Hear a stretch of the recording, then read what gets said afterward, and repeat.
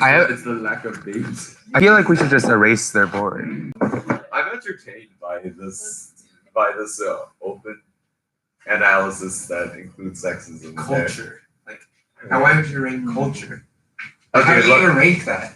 I mean, let's be honest. Like, some of these states have no culture. Yeah, I texted you that question because I texted filled with some other group. Okay. Utah has culture. It's got Mormonism.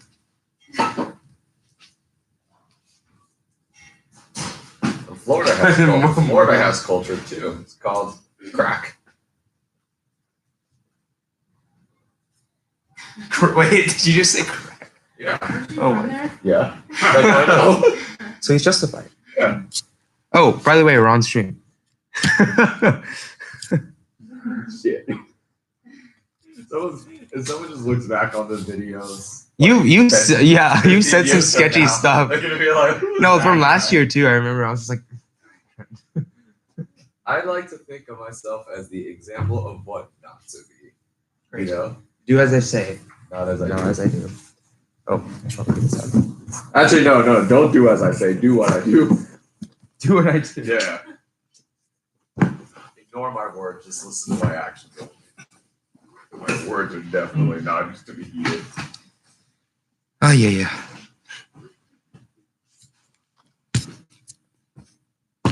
How is everyone? Physically bad. Pretty. Alive.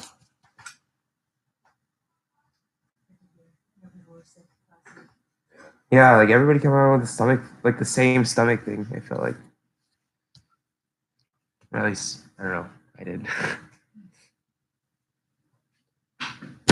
Okay. Why don't we get started? Hi, everybody. Thanks for coming. I'm Simon, president of DDA. Today, I was planning on doing some task force updates, as usual. So, just a reminder before we get started that next week we don't have a meeting because it's the weekend before Thanksgiving. It'd be a nice break for everybody, and then we'll resume the Saturday after Thanksgiving, which will probably be our last meeting of the semester. So we'll wrap some things up then. Share your thoughts. Well, you can always share your thoughts on how we're doing, but a big concluding meeting for the semester, and we'll come back because we won't disappear over the break. So, anyways, introductions. Please do name. Oh, did I save Gabrielle? Did I save agenda into the folder? Oh no, but I started one. Dang it. I must have created it and just like left it in my own drive. It's okay. It didn't have much on it. But I think my introduction was name favorite holiday. And just because we're getting the holiday season, name favorite holiday. Oh, and year, I guess. And position or relation to. Whatever. All right, I guess I'll start. I'm Trent. I'm a senior, treasurer of DDA. My favorite holiday is Thanksgiving because I get to enjoy the gluttony and socially accepted contact.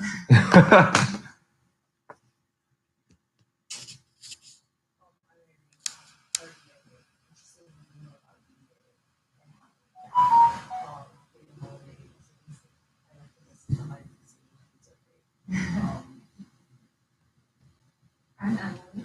I'm a sophomore, and I'm also from DJing. My favorite holiday? I like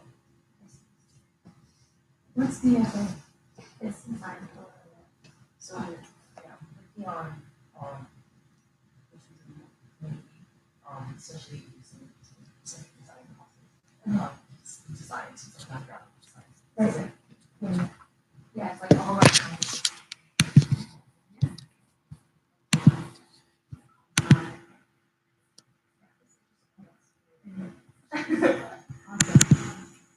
I'm Marion, and my favorite holiday is probably May Day because workers' rights and solidarity, and it's also the beginning of the academic summer, which is a really nice next time of year. So cool. That's like a lot of different things. I feel like you have to pick one. You can be like you celebrate with your friends, which is I awesome. changed mine to May the 4th for Star Wars. Oh my gosh. I'm Dan Ellison, and I computer studies courses on arts and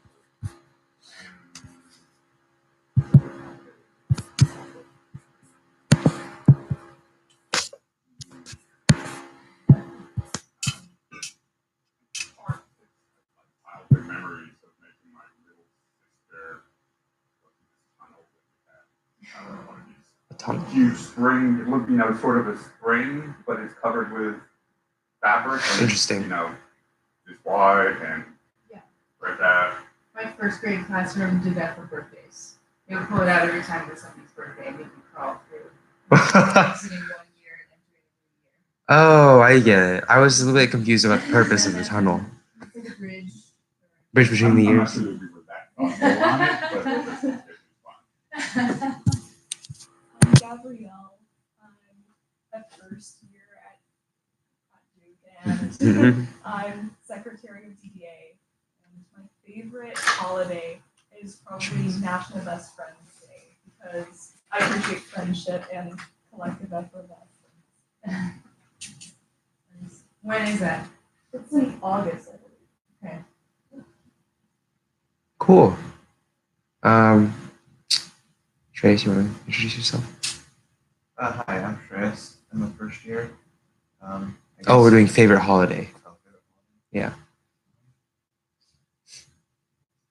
I think it's probably Halloween, because you probably don't get to go off when you don't have Excuse me. time to just express yourself. Sweet. Nice. Okay.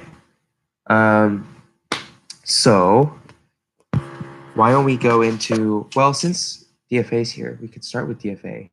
And then since y'all came all the way out to woo. But I'm interested to hear tell us about DFA. What do you want to learn about DDA? What can we do together? So interesting working on improving accessibility on campus, and we'd like to just learn about any issues that people might have, and just starting with learning this because you don't really know. Anyways.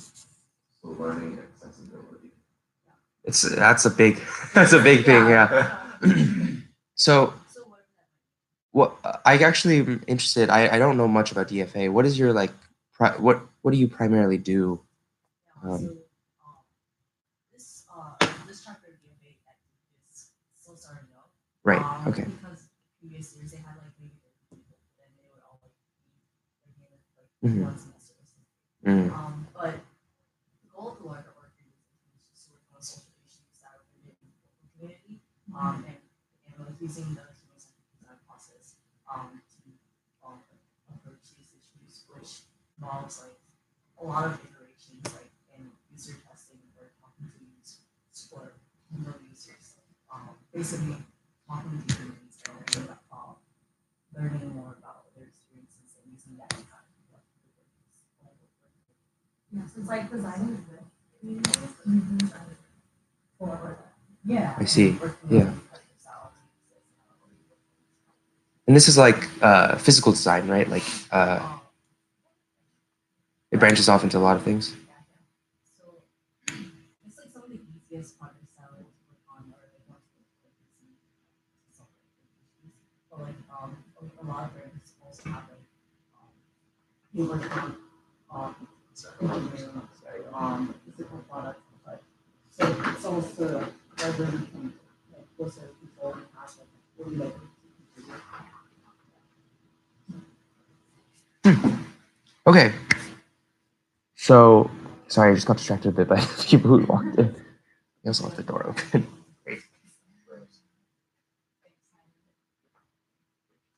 So as you guys were talking about it, I really liked how you said it's designed with rather than designed for. Actually, the preposition with versus for was something that we talked about in my Ready 101 class. this semester, which is a disability studies writing 101. Gabrielle was one of my students. So we talked about, we have a design unit where it's talking about like design and disability, and design kind of broadly conceived in the ways that you guys are interested in it. And I had been listening to a podcast on the Disability Visibility Project on design, and the person featured on the podcast, whose name I forget right now, I'm gonna have to look it up for you. She said that they use the word with, like, design with disability rather than design for disability. Just as like this isn't a charitable thing, it's not a solidarity, right? And so I feel like that's really cool that you guys are doing that. And I could point you to a lot of academic resources on disability and design. One person to read is Amy Henry. That's A-I-N-I, and then the last name is H-A-M-R-A-I-E. And their book is called Building Collective Access. And you can check that out. They also have shorter articles and stuff that you can find through the library databases and so on and so forth. There's also a new book out this year called Accessible America by Bess Williamson, which is a history of accessible design, the history of design for disability. So those could be some useful resources for you to look at. We talk about the design of the campus in DEA quite a lot. So Yeah. there's a lot of things we can We talk actually about. have a task force that's specifically with like physical, accessible, like, you know, I feel like MAPS is kind of our big design oriented task force. I mean, yeah, Trent, you can give us a quick rundown of what the MAPS task force does. So last semester, a student, Manish Kumar, came over to us and asked us about asked us for help about the certain project that he was working on and interested in doing, which was making tactile maps for all the buildings for people with visual impairments. So I pointed him out to where I work, which is the Innovation Co-Lab, and suggested to him that he use some of the services there and the machines over there to design and 3D print the maps that are available. So the first prototype for West Union came out during the summer, and one of our other members here, Brian Rush, is also doing a lot of the software design, the CAD modeling essentially for all these buildings, which is quite difficult to do because the two-dimensional like blueprints of the buildings are A, difficult to get, and B, like very, very crappy to convert and render into a 3D model that's able to be 3D printed or produced in any other way.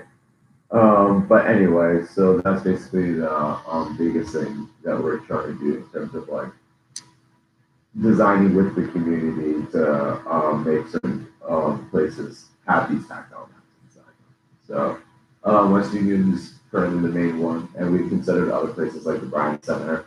And we discussed our last meeting about doing some of the dorms on East Campus, just because once you get one, you get a big chunk of them once they're down the quads. So that was a very efficient one.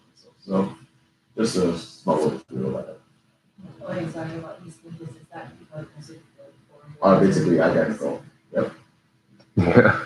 Because it takes a lot of time to render it. Because like you have these two-dimensional like lines on paper, and then you have to resketch that, and then build the walls, build upstairs, figure out, and then also put in Braille, and just continuously like map out every single accessible part, and then build it in a three-dimensional space. Start from a piece of paper, so you can imagine how time-consuming it is. We also did a survey a couple of years ago on the design and the access of the campus. And share those results with you guys. You can see some of the specific parts of campus people are having attention to it. And that's all in terms of physical design. So you asked about the classroom and the accommodations process, which is another thing that we talked about a lot here. So last year we had some students publish an op-ed on it in the Chronicle. It was something. It was like it's okay to ask for learning accommodations despite what Duke's culture says. So it's sort of about, it was an analysis of the culture and stigma around learning disability and the accommodations process itself and the challenges that students face with that. So you could start there as a resource to learn more about what students have shared publicly. In terms of accessibility, this topic that we should talk about program, the problem is that there's so many different things about the age of the culture behind the student population. But then there's also professors that don't exactly know how to deal with students and deal with it not the right way, but accommodate students with disabilities and so on and so forth. So when you're asking this question about hearing and learning, about accessibility in terms of like the educational sphere, there's a lot to cover. I run a faculty group called the Disability and Access Initiative, and we, a couple years back, created a resource called the Duke Accessible Syllabus Project that you can look for. I think if you just Google it, you'd find it. And so that has a bunch of guidelines around what accessible learning should look like. And it's not just about disability, right? It's about making all different kinds of students feel welcome, whether it's a low income background or just having different learning styles, having life circumstances outside of the classroom that can make it difficult to have things like deadlines and so on and so forth. So it's a pretty thorough resource. The issue is that there isn't really a consistent faculty training around accessible learning or around what we call universal design for learning. There really isn't a universal faculty training regarding anything. It's sort of department by department, and it depends on rank of the faculty being recruited, and so on and so forth. So it's a really complicated thing to start talking about. And Duke student government was interested in the issue a couple of years back. They interviewed me about it, and I don't think it really went anywhere. So you can also talk to the Disability Access Office about that.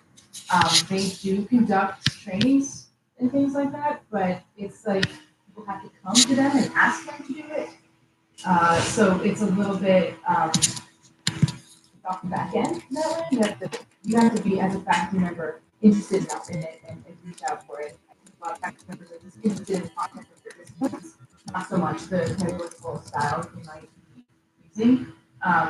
So yeah, that could be something to think about, is like how to get the resources at SDAO more visible and have them be just kind of a part of the teaching culture. So,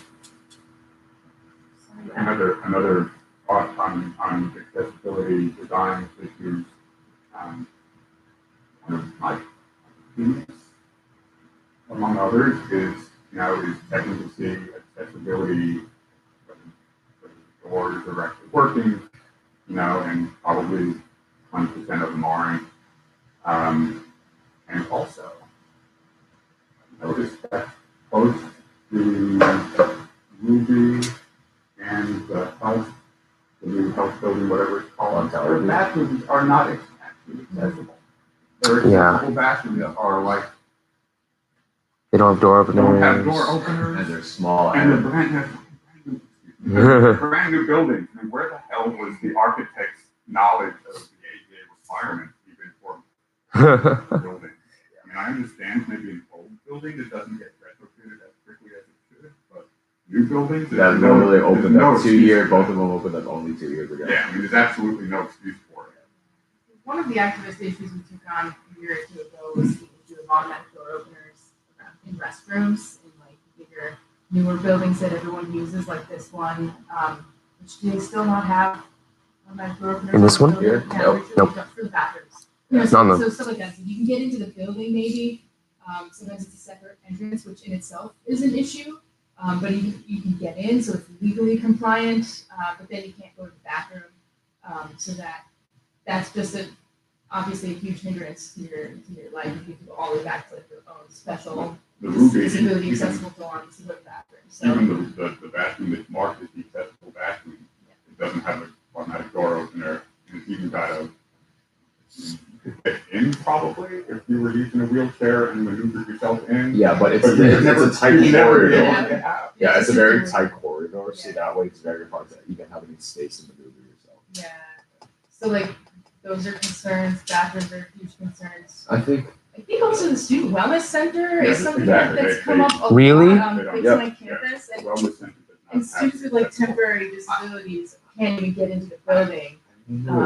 Brian was talking about him talking with someone. He mentioned they were talking with someone about having automatic door openers, and their basic response at time, quoting him correctly, was basically, "Oh, he's an engineer. He can design and build the automatic door openers." I'm like, come on.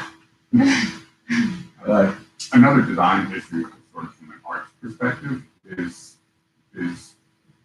trying to get theater design, stage design actually. The thought is try to formulate it in a way that I can express it. So for people who are deaf and use either sign language or some kind of a cart device, I forget what the cart stands for, but that's where it's like Patient access, something. Technology, yeah, I don't know. yeah, something like that. You know, the scroll of words. So there are theaters that incorporate those kinds of set design within the set of production, so that people who are deaf and need those services aren't having to like constantly getting, oh, now looking at the ASL guy over there, or the cart reader that's over there instead of at the stage along with everybody else. And some theaters, not here, have done productions that incorporate that within the set design. I'd love to see, I mean, even if we just like department, I'd love to see them push. I've never grabbed a cart for any event that I've organized here, and I've asked, but they say it's just so expensive and like not worth it unless we have a huge number of participants, like hundreds. But that was a response. right wrong with them having having an institution with so much money that they share. That they like. I'm seeing all the, like, it's a time for all the tours going around, and they're all talking about how much it has all these resources, how much money that they're able to fit every accommodation that's important. And I'm like, that's some fucking bullshit. I'm not too familiar with and are you referring to live theater? Yeah, like, yeah. It's like Logan. Yeah, Logan is the She's a- co-chair of accessibility. For Hoofenhorn, right? And- Yeah. Yeah, and they are Working on it. Who's the other co-chair? Is it Katie Bailey? no, No, is it? I think it was. Or was last year.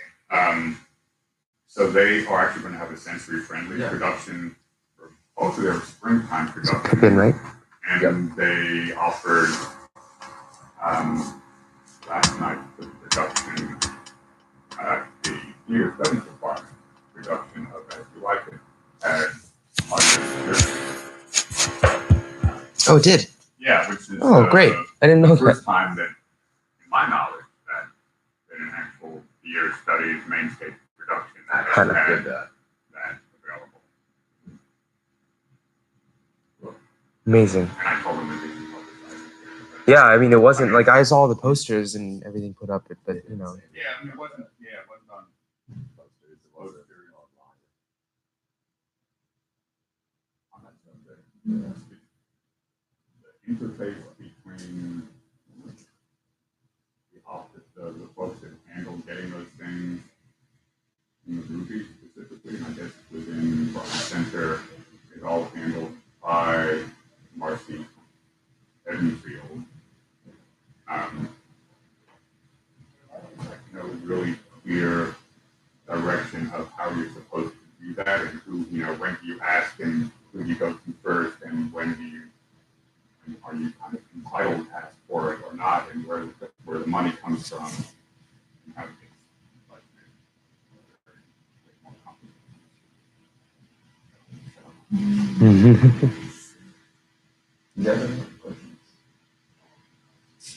Don't have to speak the last.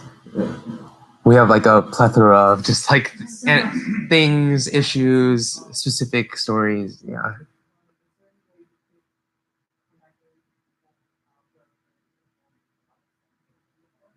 Like the maps. Yeah, we can get you in touch with all the task forces. So these task forces, by the way, are just the ways in which we organize DDA's main advocacy initiatives that we're kind of trying to spearhead this year. One, we already mentioned one is the mapping task force. We also have one that's establishing a cultural center here, so a physical space for people with disabilities. Wow, I'm blanking. Oh, the curriculum task force, which is trying to implement the disability studies curriculum. Oh, hello. And our last one is the ASL curriculum task force, which is working with the ASL club to establish ASL as like a foreign language here, or something. I don't really know anymore. Yeah, Simran sent me some things. I can read them off. But anyways, that's a good segue to our task force updates. So do you guys have anything else you want to know? I mean, we can always keep talking over any medium in person.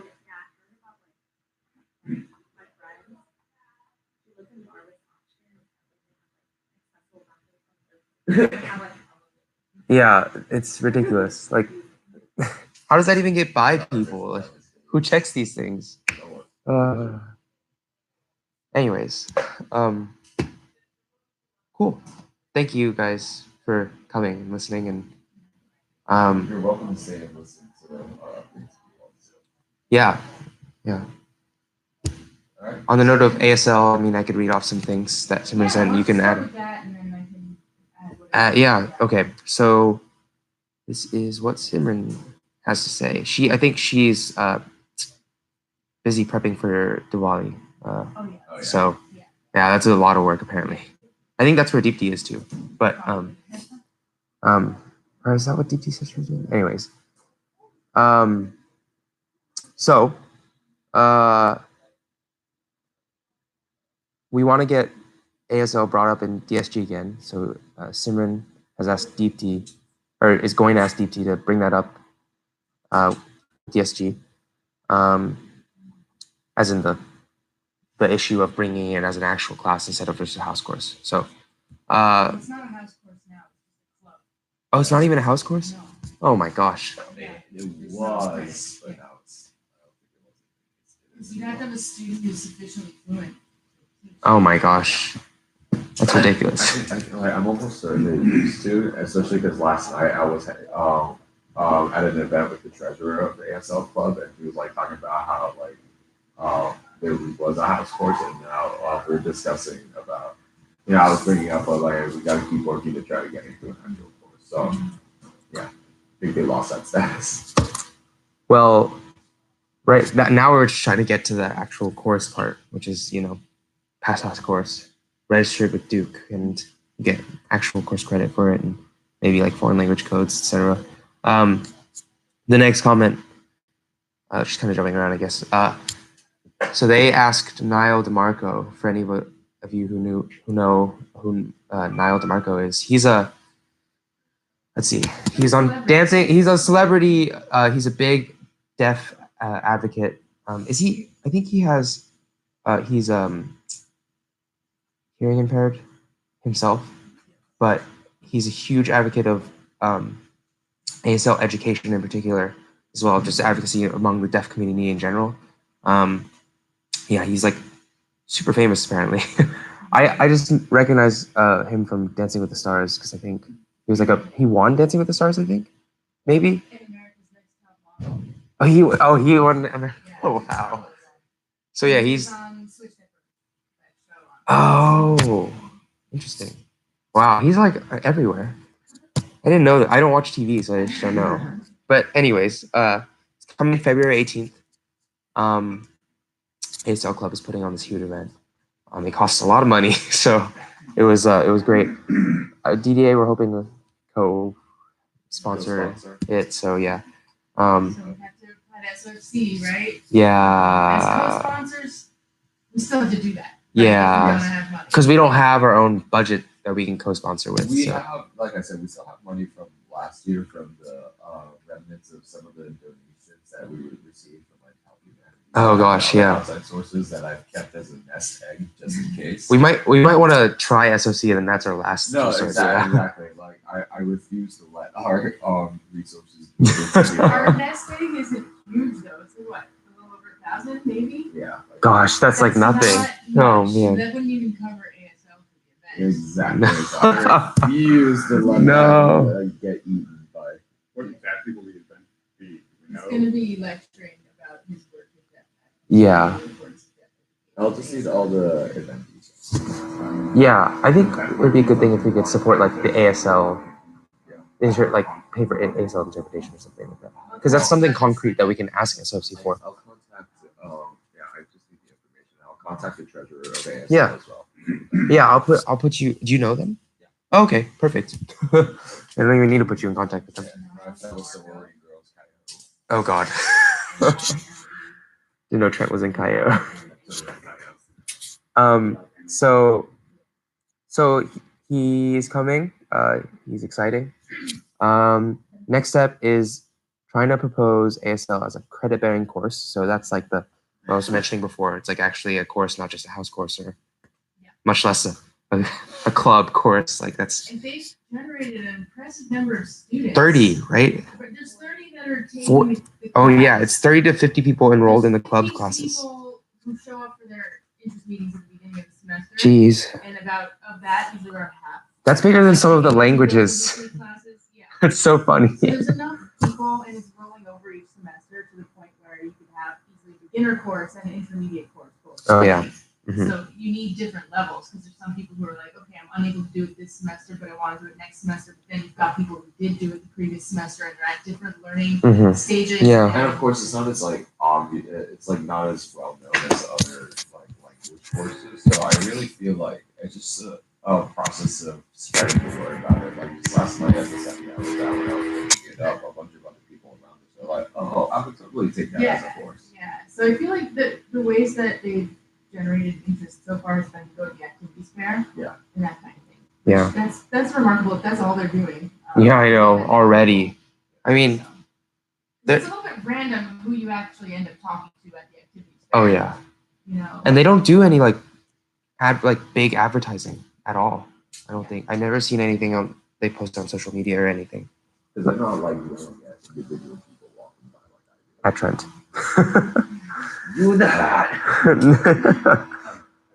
Recently, I found out that the staff person with the academic resource center, Reed Culper, who used to work for Deaf West Theater, which is the theater that had put on a couple of shows on Broadway that used ASL. the deaf actors, and they incorporate ASL with it. Wow. And, That's really I don't know cool. whether Reed knows ASL, but You've had contacts. interesting. Yeah. Yeah. I'd imagine you know. I would have contacts there, and also just would be an ally for all of this. What's his name? Reed. It's a she, Reed. Oh, sorry. R-E-E-D. Holmberg, is the last name, and he is a staff person with the student academic resource center.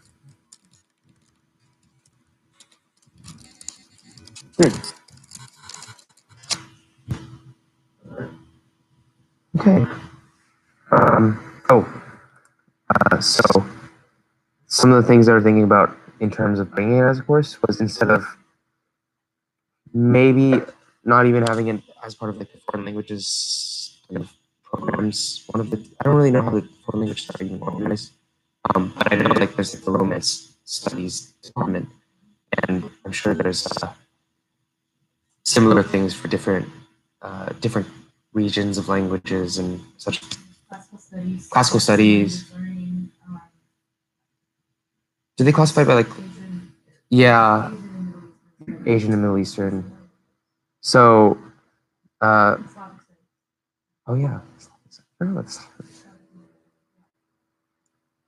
So instead of something, a department like that, Simon was saying how they were thinking of making it maybe a part of the linguistics or a part of the neuro program. So that's an interesting thought. I never thought about that, but it makes sense. Yeah. It would fit in many of these programs because it's more of a, well, yeah. So, and they're also trying to get an article published in the Chronicle. Is that correct?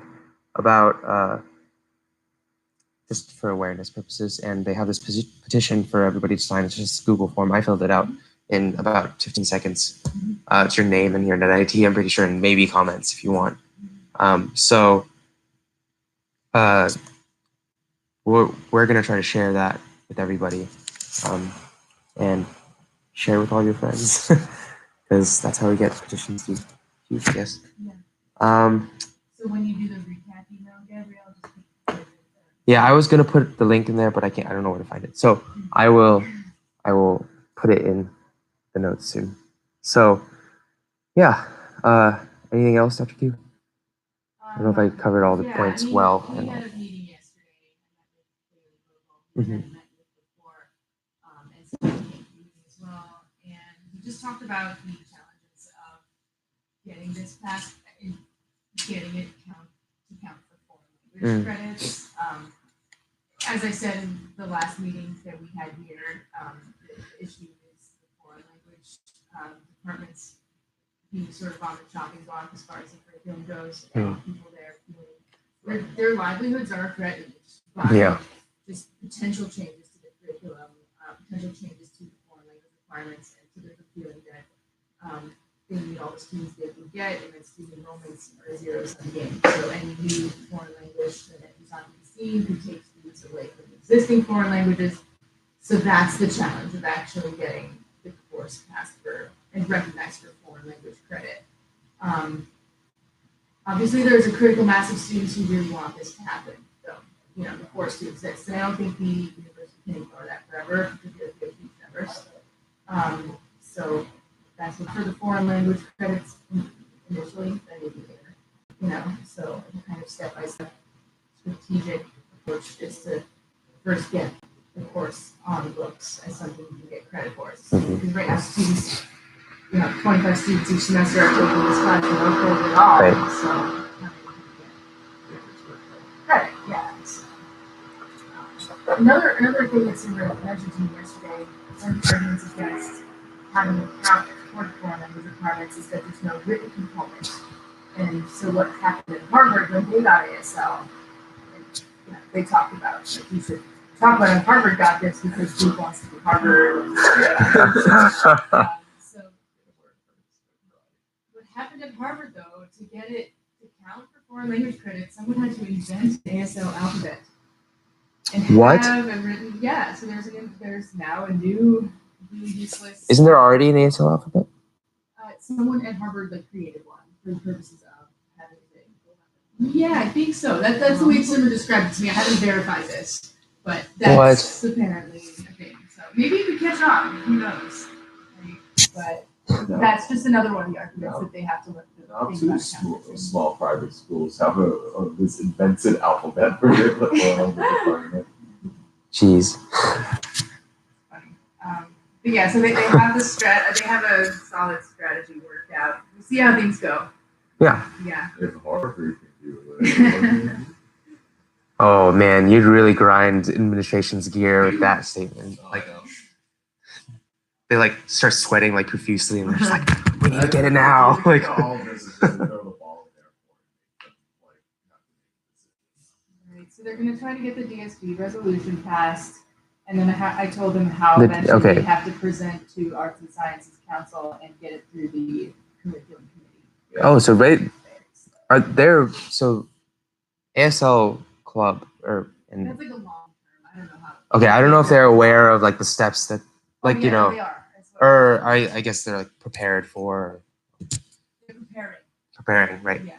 Okay, that's great. Yeah. Our I mean, other it's better than nothing. Our other peer institution down the road, Oh gosh. Saw University, an HBCU in Raleigh. One of the first medical schools that have African Americans in it. But they, in their communication sciences and disorders major, they have a course on the beginning timeline. They've had that for probably 20 years. So that might be a resource in the mix or an existing course that a professor could grab, not too far. I mean, they already have an instructor for the web. Yeah, it's I forget her name, but she teaches sign language at Durham Tech. Mm. Yeah, and she was trained through something in Chapel Hill. I don't remember what it's called. Yeah, they told me that she was the only ASL instructor who could find locally. Thanks. Any other updates on ASL? Not from Simran. I missed that meeting, fortunately, so do not have my. I think I ended everything. Great. All right. Well, now I'm just going to quickly go over maps. Jay made a survey, which I will share with you guys very soon, because I think it just released it like 1 or 2 days ago. As you can see, but it's only 4 questions, really, explaining what we're doing. What are indoor spaces on campus that you find difficult to navigate? Would you benefit from having tactile maps at these locations? And do you have any additional feedback about this project? It's on the Google Docs form. But the problem is that these accessible maps are especially useful for those with visual disabilities. So putting it on a Google Docs form isn't really exactly conducive to that specific population. So that's something we're still discussing. And of course, Brian, being as busy as he is still working on some of the designs that are on his computer. But he's in 3 other task force and he's an engineer, so you can't blame him. So multi-talented, it's kind of hard to not use him for every task force that we've got. Yeah, he's just like, it's like, oh yeah, I did that before, and you're like, well, can you? He's one of the few people who knows fluid dynamics. I still don't know what that is. Curriculum at Duke already in the Arabic nature. He's the person in the front of a brochure. Experiences these things, and he's the person that Duke goes to be like, look at what an example of this student who can do all of that. But that's basically it for ASL. We're still trying to figure out the best way to get the survey out, because obviously an electronic form isn't particularly great for the Well, I would recommend that you guys send your survey to Joel Crawford Smith. He's the Joel Crawford Smith whatever. He is the tech. He's the web executive. Yeah, I remember that. We used him for our survey for the curriculum task force, and he gave feedback, and we improved it. Yes, I remember. There are ways that you can Because he was make talking about like those surveys accessible to screen readers. Yeah. You just have to be very directive in the language. Be like multiple choice. Please choose yes or no, and then have the yes or no. So it's like, don't assume that people can see what the options are. Just like if you write it out in language, then they'll be prepared. Yeah. To click. Or they'll need to click. Yeah. And so that was basically it for the map stats. Yeah. Things like high contrast. Because we're talking about like the background colors Right. and stuff like that. Pink, only pink. Okay. And there's a wave tool that you can use. You Google the word wave tool and then just like put your link into that. It'll do an analysis for Yes, I remember. Oh, we were talking about the you were- system. yeah. Yeah. So try that stuff and it should help. Especially since it's such a short survey, I feel like you should be able to make it. So speaking of that, did the curriculum task force end up being able to do that for their survey? Yeah, And so modify I'll it. wait till Trent is done and then you can talk about Yeah, I'm so sorry for being late about that. it. After last weekend, I've been on a lot of pain medication and Oh, trying God. to figure out. Was it Quidditch? Oh yeah. Oh my! Every time. I crashed my moped last Thursday, So that ended up Gee. I'm sorry, Trent. hurting a lot, and then having to play regionals with those previous injuries, and now I'm just like, all right, cool. Louise younger self. It's like every time I see you, there's new. Wounds, yeah. There's new. So yeah, someone said injuries. that to my professor said that to me a couple days ago. He asked me if I was trying to survive the semester or not. All right, so curriculum center. Curriculum center. Cultural Center, Cultural center and curriculum. I'm not aware of any updates on the Cultural Center. So I've just started thinking about and I made a doc for just talking points for our next meeting with Vice Provost McMahon, Mary Pat. Other than that, not many people have been active about it, so we haven't had many updates. But our meeting is December 9th, I think. So if you want to come, let us know. Welcome many perspectives, many people. Well, maybe not like 50 people, but we'll see. Anything on curriculum? Yeah, we met a week ago and we finished the survey. We did the accessibility analysis. We made it as accessible as we could. I can't swear that it's perfect because I don't use a screen reader. I don't know how to use a screen reader, so I personally can't go through it that way. But we used the wave tool. We responded to Joel's feedback.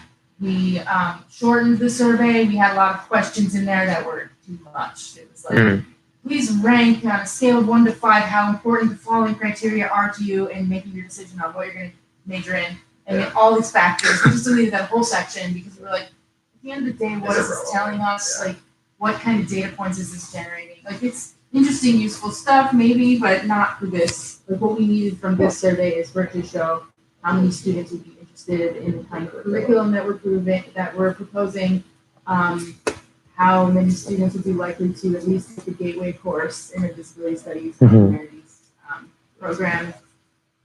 The value of interdisciplinarity to students, and we asked some questions about just like shortcomings of the current curriculum, just so that we can think about ways that our program can address those. So it's finished, and next steps are to figure out a distribution plan and to distribute it. I suggested to Allie and Brian that we should do that by like Monday, but I don't know if I haven't gotten an email back. Yeah, apparently it's been like out of bounds after for accounts and stuff. So Yeah, there's no new stuff in the conversation there. Comment from Jay. What is the best way for you to bring this Facebook posts to your attention? As in like DDA's attention, or people's attention in general. Instagram. No, I refuse. I suppose. I mean, Facebook posts to your attention. Posting it in like all the class groups, if you're talking about in general, I feel like is a good way to just spread it as far as possible. Is it anything that he wants us to generate, like us to share widely through the DDA group? Or maybe it's a general thing. Jay does comment. I see some of Jay's comments on certain posts that are, So it's like relevant things that he sees that are posted on Facebook, and he tags me on them and I read them. So what Maddie uses, Hootsuite, which is it's still an enigma to me, but it does a lot of the work where you tag posts and relevant posts and stuff that you find interesting, relevant, and you can like schedule posting on your own page. I don't know, Shreyas probably just looked at it. He's our outreach and publicity chair for this semester, so. But yeah, so like from what I can tell you, I'm not sure if you can exactly tag that, but you could like tag me and then I could upload on the sure. If Jay tags me, I'll tag you, or he can tag you directly. Okay. Either way. Yeah. But yeah, stuff like that. Sorry, it was a bit off topic, but You know, that's a good point. We should keep up to date with the relevant posts. You're the new They're Duke advocacy posts too. chair, right? Um, Well, so Simran's our advocacy chair, and Faith and Shreyas. Faith and Shreyas are both our co-chairs.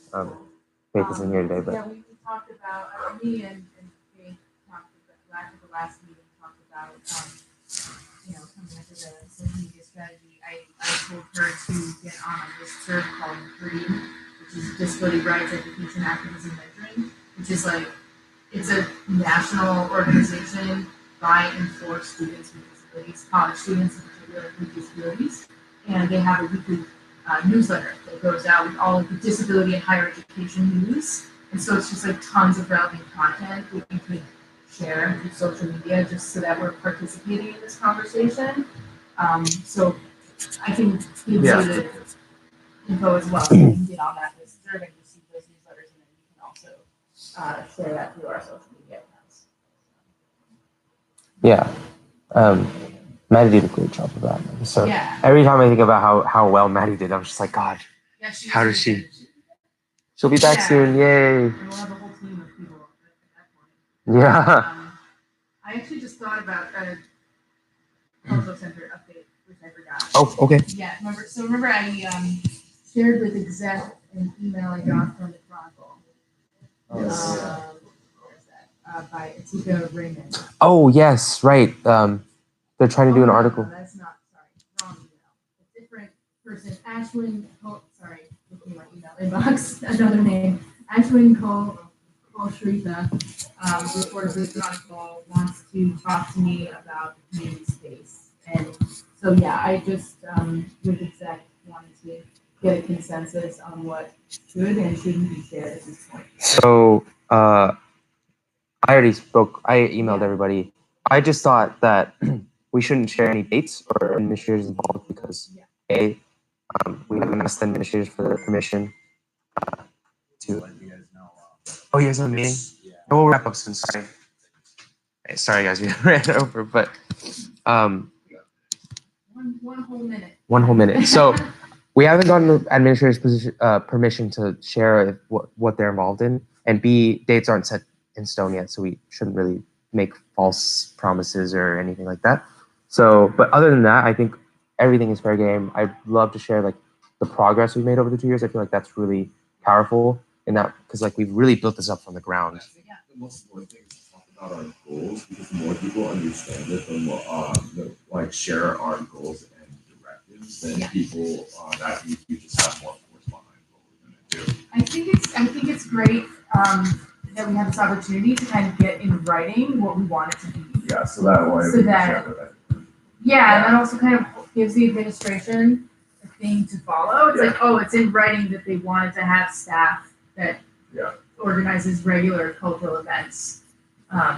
Because like you and I, other people, DDA as a group has been organizing these events for the last few years that have been hugely successful, but it's just a lot of work for us to do for free.